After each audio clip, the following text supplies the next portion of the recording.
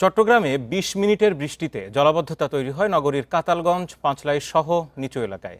এতে বেশ ভোগান্তিতে পড়েন এসব এলাকার বাসিন্দারা। তবে ১ ঘন্টা পর পানি নেমে যাওয়ায় জনজীবনে স্বস্তি ফিরে এসেছে। হাঁটু সমান পানি পার হয়ে চলাচল করতে দেখা গেছে তাদের। জলাবদ্ধতার কারণে এ সময় বিভিন্ন যানবাহন অচল হয়ে পড়তেও দেখা গেছে। যদিও চলতি মাসের শুরু থেকে সিটি কর্পোরেশন ও সিডিএ খালগুলোর মুখ থেকে বাঁধ অপসারণ করায় এবং নালাগুলোর মাটি উত্তোলন করায় দ্রুত পানিও নামছে নিচু এলাকাগুলোতে। আবহাওয়ার অফিসের পূর্বাভাস অনুযায়ী দিনভর হালকা থেকে মাঝারি বৃষ্টিপাত হতে পারে।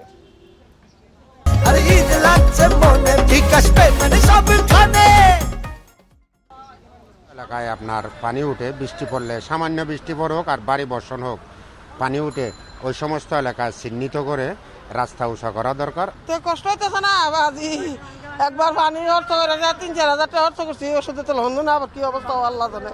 কাপড় চোপড় সব ডুবে গেছে, এই কাপড় বাসায় ভিজে গেছে সব।